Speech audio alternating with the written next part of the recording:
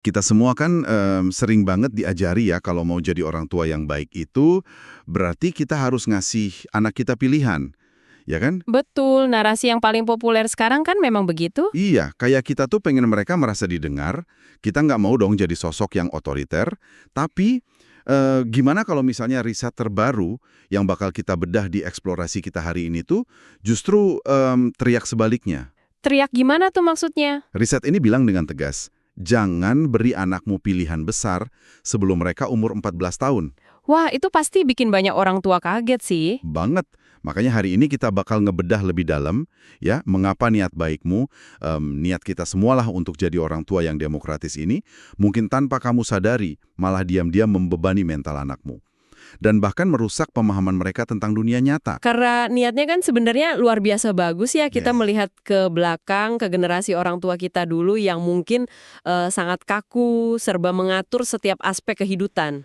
Benar. Dan kita kayak berjanji sama diri sendiri, saya nggak mau nih jadi orang tua yang kayak gitu. Betul banget, kita mau membesarkan anak yang mandiri, yang punya suara, otonom. Jadi sejak mereka balita kita hujani aja dengan pilihan. Kayak, kamu mau makan apa malam ini? Terus mau pakai baju yang mana? Atau mau ikut les piano apa enggak? Iya, hal-hal kayak gitu kan seolah memberdayakan mereka ya. Nah, oke. Mari kita bedah ini. Buat kamu yang lagi dengerin, coba deh buang sejenak asumsi-asumsi modern tentang parenting demokratis ini. Kita lihat data dan faktanya karena mengejutkan banget. Sangat mengejutkan. Karena asumsi dominan saat ini kan selalu mengikat erat yang namanya kasih sayang dengan otonomi. Semakin banyak kebebasan memilih, berarti semakin kita menghargai kapasitas mereka. Masuk akal sih kedengarannya. Masuk akal di atas kertas. Tapi masalahnya, asumsi ini tuh mengabaikan satu realitas biologis yang paling fundamental. Realitas soal otaknya ya. Tepat.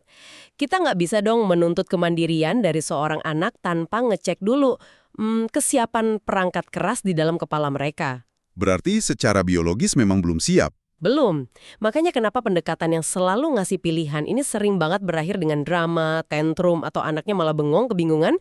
Karena secara neurologis, otak mereka benar-benar belum siap memproses beban dari sebuah keputusan besar. Ibaratnya tuh, gini loh.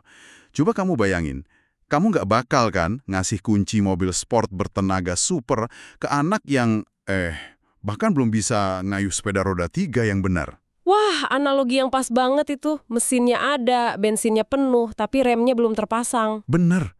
Bukannya memberdayakan, kamu malah nempatin mereka dalam bahaya yang lumayan fatal. Nah, kalau kita bedah anatomi mesin dari perumpamaan mobil sport kamu tadi, ke bahasan neurobiologi, pedal gasnya itu adalah sistem limbik. Oke, sistem limbik. Ini yang ngatur emosi ya? Betul, pusat emosi dan pencarian kesenangan di otak. Nah, bagian ini tuh udah berfungsi penuh dan sangat sensitif loh, bahkan sejak anak masih sangat kecil. Pantesan, mereka tahu persis ya apa yang rasanya enak dan seru detik ini juga. Iya, mereka sangat jago soal itu. Tapi masalahnya, remnya dan juga setir dari mobil sport itu adalah prefrontal cortex. Prefrontal cortex. Oke, tugas utamanya apa nih si rem ini? Area ini tuh yang bertugas mengevaluasi keputusan, memprediksi konsekuensi jangka panjang, mempertimbangkan risiko, dan nahan impuls. Dan ini belum matang di anak-anak. Jangankan anak-anak, fakta medisnya prefrontal cortex ini tuh belum selesai dibangun secara sempurna sampai seseorang berusia pertengahan 20-an. Wow, 20-an. Berarti kalau kita paksa anak di bawah 14 tahun untuk bikin keputusan yang dampaknya besar, Ya sama aja kita nyuruh mereka ngemudi di jalan tol tanpa rem. Mereka murni bikin pilihan berdasarkan apa yang nyodorin lonjakan dopamin paling cepat hari ini, bukan apa yang bakal nyelamatin mereka besok. gila ya. Coba deh, buat kamu yang dengerin, kamu ingat-ingat lagi masa kecilmu. Pasti ada momen di mana kamu bikin keputusan yang, ya ampun konyol banget. Pasti ada sih. Misalnya kamu ngabisin uang tabungan berbulan-bulan cuma buat beli mainan murahan yang rusak dalam 5 menit. Padahal kamu tadinya nabung buat beli sepeda loh. Dan saat itu rasanya keputusan beli mainan murahan itu 100% rasional kan? Banget. Rasanya tuh masuk akal banget. Dan riset yang lagi kita eksplorasi hari ini tuh ngasih validasi yang lumayan melegakan ya. Bahwa, itu bukan karena kamu bodoh waktu kecil. Bukan, sama sekali. Otakmu di usia itu memang ibaratnya rabun jauh terhadap masa depan. Mesin penjelajah waktu di otak yang namanya prefrontal cortex tadi, itu emang belum bisa dipakai buat ngelihat hari esok. Rabun jauh terhadap masa depan. Menarik. Otak anak secara harfiah memang didesain untuk ngerespons imbalan jangka pendek. Oke, tapi tunggu dulu deh. Kalau otot kognitifnya belum ada, bukankah dengan ngasih mereka banyak pilihan setiap hari itu kita justru lagi ngelatih otot itu? Maksudnya latihan bikin keputusan gitu. Iya kan? Kalau secara biologis mereka cuma cari kepuasan instan, lalu apa dampaknya kalau kita terus-terusan nyodorin opsi? Bukankah itu bagian dari proses mereka belajar? Gini, proses belajar itu kan butuh kapasitas dasar untuk memproses variabel. Ketika kita ngebanjiri otak yang belum matang dengan terlalu banyak opsi, yang terjadi itu bukan latihan. Terus apa dong? Kelumpuhan kognitif. Kelumpuhan kognitif. Kayak ngeheng gitu otaknya. Betul. Di psikologi, kita kenal ini sebagai paradoks pilihan. Ada satu eksperimen klasik yang menarik banget soal ini. Oh iya? Gimana tuh eksperimennya? Jadi, di sebuah supermarket, orang dewasa dihadapkan pada 24 jenis selai untuk dicicipi dan dipilih. 24. Wah, banyak banget. Terus hasilnya gimana?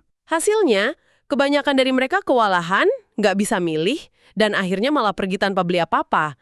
Saking bingungnya ya? Iya. Nah, saat opsinya dikurangi jadi cuma 3 jenis sulai aja, penjualannya justru melonjak drastis. Wah, itu orang dewasa loh ya? Betul, itu terjadi pada orang dewasa dengan prefrontal cortex yang udah matang sempurna. Nah, sekarang bayangin beban kognitif seberat itu menimpa anak-anak. Oh, wow. Berarti bakal lebih kacau lagi dong. Kelas! Saat dihadapkan pada pilihan yang rumit, otak anak tuh bakal kewalahan dan langsung ngambil jalan pintas. Sirkuit pendek lah istilahnya. Jalan pintasnya kayak gimana tuh? Mereka pasti milih opsi yang paling mencolok secara visual, yang suaranya paling keras, atau yang nawarin jalan keluar paling gampang saat itu juga. Ah, pantesan.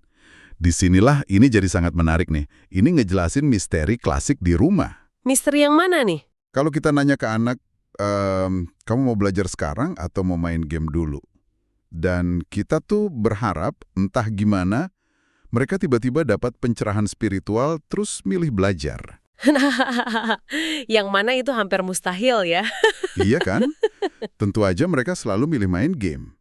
Dan lucunya, setelah mereka milih main, kita sebagai orang tua malah frustrasi. Terus marah-marah sendiri. Benar. Kita ngomel, kenapa sih kamu milih main terus nggak mikirin sekolah?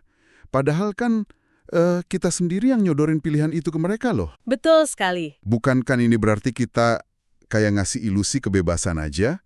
Kita seolah-olah jebak mereka buat ikut ujian yang kita tahu pasti bakal mereka gagalkan, terus kita sendiri yang uring-uringan? Dan dinamika itulah yang menciptakan siklus stres yang sebenarnya nggak perlu ada di banyak rumah. Siklus stres ya? Iya, orang tua melihat insting biologis ini yaitu memilih kesenangan daripada tanggung jawab sebagai bentuk pembangkangan. Atau dibilangnya anaknya pemalas, punya kegagalan moral. Padahal bukan itu masalahnya ya? Bukan, padahal otak anak bekerja persis sesuai dengan cetak biru biologisnya di tahap perkembangan itu. Bermain itu ngasih dopamin sekarang juga. Langsung kerasa senangnya? Nah, sementara belajar ngasih sesuatu yang abstrak, yang manfaatnya baru kerasa bertahun-tahun ke depan. Dalam arena pertarungan di otak anak umur di bawah 14 tahun, pertarungan antara dopamin instan dan manfaat abstrak ini nggak akan pernah seimbang. Yang menang masih selalu si dopamin itu ya? Selalu. Nyalahin anak atas hal ini tuh ibaratnya kamu nyalahin air karena mengalir ke tempat yang lebih rendah. Emang udah hukum alamnya begitu. Bener banget, kita ngehukum mereka untuk sebuah sistem operasi biologi yang emang belum diupdate aja. Tepat. Terus gini, kalau kebiasaan kecil sehari-hari ini terus dibiarin, kebiasaan di mana anak merasa mereka tuh selalu punya kekuatan buat menawar segala hal di rumah, ini pasti merembes keluar dong. Pasti. Dampak jangka panjangnya nyata banget pas mereka mulai masuk ke struktur sosial yang lebih luas. Kayak pas mereka mulai remaja gitu ya. Iya, coba bayangin, di rumah kalau setiap ada aturan, si anak ini selalu diajak diskusi. Kayak, oke, kamu boleh tidur jam 10 malam asalkan bla bla bla. Semuanya dinegosiasiin ya? Betul, mereka akhirnya membentuk sebuah model mental bahwa seluruh dunia ini tuh beroperasi lewat negosiasi. Bahwa suara mereka sama kuatnya dengan suara si pembuat aturan. Wah, ini bahaya sih kalau udah masuk dunia nyata. Banget. Begitu mereka masuk ke SMP, universitas, atau apalagi dunia kerja, mereka bakal nabrak tembok beton realitas. Realitas bahwa nggak semua hal bisa ditawar. Betul. Institusi-institusi di luar sana kan digerakkan oleh aturan baku, ada hierarki, ada otoritas yang Ya jujur aja nggak peduli dengan preferensi pribadi si anak. Nah, ini pasti kamu yang lagi dengerin pernah lihat ini di lingkungan sekitarmu atau mungkin di kantormu. Kasus yang kayak gimana tuh? Kayak ada orang atau karyawan baru yang merasa bahwa setiap instruksi dari manajernya tuh adalah undangan terbuka buat berdebat panjang lebar. Oh iya, banyak banget sekarang fenomena begitu. Atau anak sekolah yang terus-terusan ngedebat gurunya buat tugas-tugas yang paling dasar sekalipun. Dan seringkali kan masyarakat kita sekarang tuh melabeli anak yang suka ngebantah ini sebagai anak yang kritis. Itu pelabelan yang sering banget keliru loh. Kalau mereka nggak mampu tunduk pada struktur, gara-gara terlalu sering dikasih kekuasaan dari kecil. Disitulah pentingnya kita misahin dua konsep itu. Berpikir kritis yang sehat itu melibatkan kemampuan untuk menganalisis informasi, memahami kenapa sebuah aturan dibuat, dan kalau ada celah, dia bisa ngasih argumen balasan yang terstruktur. Itu yang sehat ya. Iya, itu beda banget loh sama penolakan refleksif terhadap otoritas. Penolakan refleksif tuh maksudnya cuma asal nolak aja. Betul. Ketika seorang anak nolak ngikutin aturan sederhana cuma gara-gara ide itu nggak keluar dari mulut mereka sendiri, atau ngedebat cuma demi ngedebat, itu sama sekali bukan tanda kecerdasan tingkat tinggi. Wow. Terus tanda apa dong? Itu adalah gejala bahwa anak tersebut nggak punya kerangka kerja buat mahamin konsep otoritas. Mereka nggak pernah diajarin bahwa dalam kehidupan manusia, demi keteraturan atau kebaikan bersama, ada kalanya kita emang harus tunduk pada struktur yang lebih besar dari ego kita sendiri. Kalau direnungin, ini agak ngeri ya. Bukannya mencetak generasi pemikir yang mandiri, kita jangan-jangan lagi mencetak generasi yang kebingungan, yang rapuh banget secara psikologis pas ketemu batasan yang nggak bisa ditawar. Risikonya ke arah sana kalau kita nggak hati-hati. Dan kalau ujung pangkal masalahnya ini ada pada kurangnya struktur otoritas di rumah, kita harus nengok balik dong ke sumber otoritas pertama mereka. Yaitu orang tuanya sendiri. Iya, kenapa sih banyak banget orang tua masa kini yang rela ngelepasin kendali ini? Kenapa kita seolah takut banget jadi bos di rumah kita sendiri? Karena emang ada pergeseran psikologis yang masif di peran pengasuhan saat ini. Generasi orang tua sekarang tuh kayak dihantui ketakutan luar biasa bakal ngerusak ikatan emosional sama anak.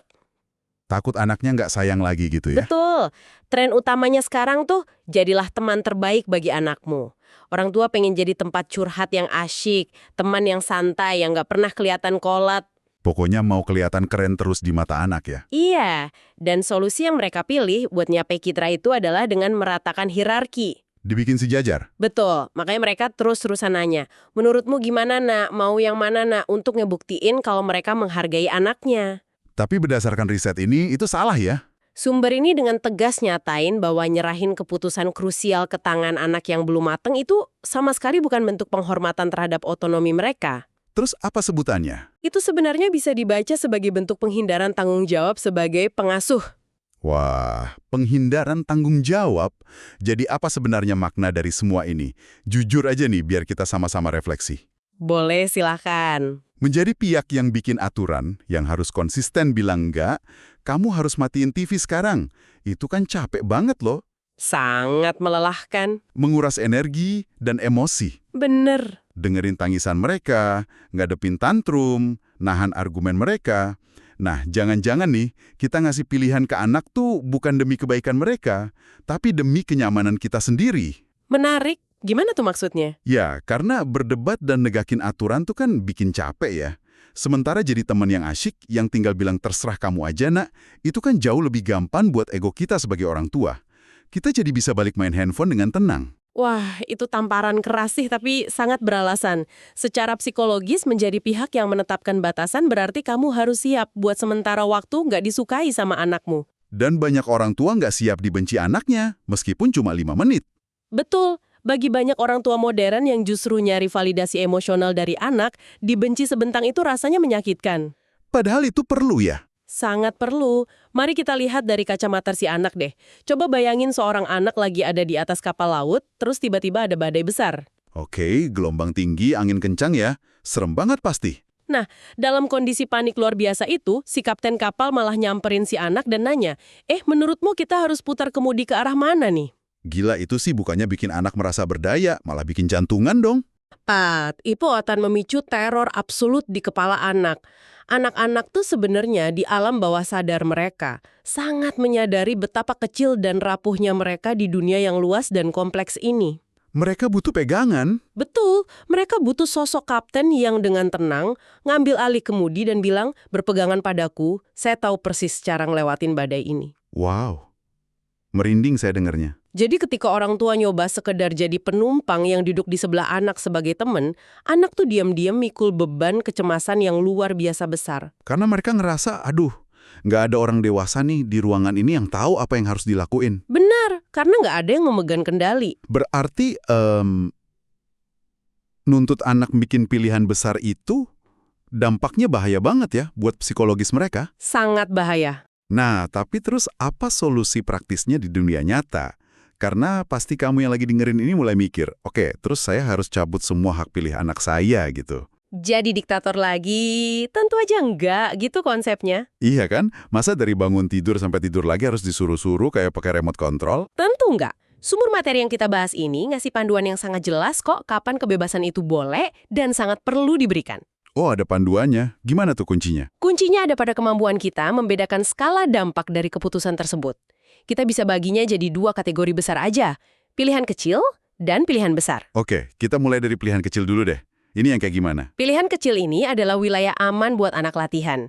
Ini keputusan-keputusan yang nggak punya dampak jangka panjang dan nggak bakal merusak lintasan hidup mereka ke depannya. Contoh nyatanya kayak pakaian apa yang dipakai hari ini gitu ya? Betul.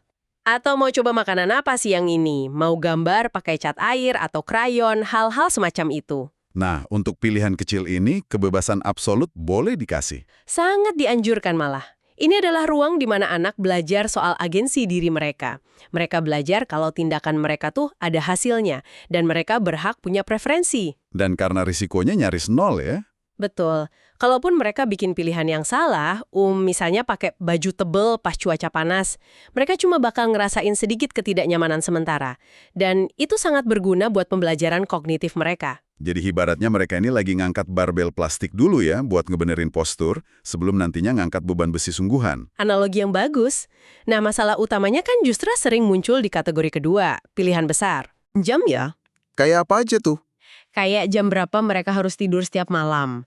Atau apakah mereka boleh tiba-tiba berhenti les matematika cuma gara-gara gurunya lagi galak hari itu. Atau sekolah mana yang bakal mereka masuki? Betul. Atau yang paling relevan sekarang, seberapa banyak waktu yang boleh mereka habiskan di depan layar handphone. Nah, untuk pilihan-pilihan besar ini, orang tua harus gimana? Orang tua harus pegang erat kendalinya, nggak boleh ragu sedikit pun. Sering banget kan kita ngebiarin anak yang baru masuk remaja ngambil keputusan permanen cuma berdasarkan emosi sesaat mereka. Iya. Terus beberapa tahun kemudian kita nyesel pas ngelihat mereka jadi kurang disiplin atau gampang nyerah. Dan pas hasilnya buruk, kita nggak bisa loh nyalahin pilihan si anak, kita harus nyalahin diri kita sendiri. Kenapa kita mendelegasikan keputusan seberat itu pada prefrontal cortex yang jelas-jelas masih dalam tahap pembangunan? Ah, saya dapat nih inti gambarannya. Ibaratnya kayak taman bermain ya, yang ada kotak pasir atau sandbox-nya. Oke, gimana tuh? Kita ngasih anak kita kebebasan absolut buat berkreasi. Mereka bebas mau pilih mainan apa aja, mau bikin istana pasir kek, mau nyampur pasir sama air kek, tapi semua itu di dalam kotak pasir tersebut. Itu pilihan kecilnya. Betul. Tapi kitalah sebagai orang tua yang waras yang nentuin di mana kotak pasir itu dibangun. Kan nggak mungkin kita bangun di pinggir jalan tol, ya kan? Iya dong, pasti cari tempat yang aman. Dan kitalah yang pegang kendali jamnya. Kitalah yang nentuin kapan waktunya main selesai, kapan harus pulang, mandi, dan istirahat.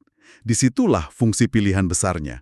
Otonomi penuh di dalam batas yang udah kita tentuin dan nggak bisa ditawar. Dan harmoni antara kebebasan di dalam kotak pasir dan ketegasan di batas luar, itu adalah wujud nyata dari pengasuhan yang aman secara psikologis. Luar biasa. Terkadang, bentuk paling nyata dari menghormati perkembangan anak itu bukannya dengan terus-terusan ngasih pilihan loh. Melainkan, Menghormati kerentanan biologis mereka, tahu secara presisi kapan kita harus jadi dinding pelindung yang kokoh dan kapan kita perlahan-lahan melepaskan kendali itu seiring matangnya otak mereka menuju dewasa. paham. Jadi, kalau bisa saya rangkum perjalanan eksplorasi kita hari ini ya, otak anak, khususnya di bawah usia 14 tahun, itu belum punya mesin penimbang masa depan. Membanjiri mereka dengan pilihan, apalagi nyuruh mereka milih antara kesenangan instan sama tanggung jawab masa depan, itu cuma jebakan yang melumpuhkan kemampuan kognitif mereka. Sangat melumpuhkan. Mereka nggak butuh orang tua yang selamanya main peran jadi teman yang pasif. Anak-anak butuh struktur, butuh kapten kapal yang berani ngambil keputusan sulit, dan siap nanggung ketidaknyamanan karena mungkin nggak disukai sesaat, demi ngasih arahan yang jelas. Bebaskan mereka di pilihan kecil, tapi pegang erat kemudi buat keputusan yang bentuk masa depan mereka. Rangkuman yang sangat komprehensif. Nah, sebelum kita nutup sesi bedah materi kita kali ini, saya pengen kamu yang lagi dengerin, mikirin satu ide yang melampaui teks sumber yang baru aja kita diskusikan. Ide apa nih? Gini, ngelihat betapa otak anak di bawah 14 tahun itu belum siap mengevaluasi konsekuensi jangka panjang, dan gampang banget tergoda kepuasan instan. Coba deh pikirin gimana cara mereka berinteraksi dengan media sosial atau algoritma platform digital saat ini. Oh, wow. Itu area yang sangat kritis sih. Iya kan? Platform-platform kayak TikTok, YouTube, Instagram, mereka kan pada dasarnya memaksa anak untuk bikin ratusan pilihan instan setiap menitnya loh. Betul banget. Video apa yang harus di-swipe, konten mana yang ditonton lebih lama, siapa yang disukai. Setiap sentuhan jari di layar itu kan nembakin dopamin langsung ke otak mereka. Tanpa ngasih jeda sedetik pun buat prefrontal cortex ngerespons. Tepat. Nah, pertanyaannya, kalau di dunia nyata yang lambat ini aja ngasih terlalu banyak pilihan tuh udah bikin otak mereka kewalahan. Apakah kita sebenarnya lagi ngebiarin algoritma mengeksploitasi kerentanan biologis anak-anak kita secara masif setiap kali kita minjemin gawai ke tangan mereka? Sesuatu untuk dipikirkan. Terima kasih ya sudah ikut membedah materi yang luar biasa membuka wawasan ini. Sampai jumpa di eksplorasi kita berikutnya.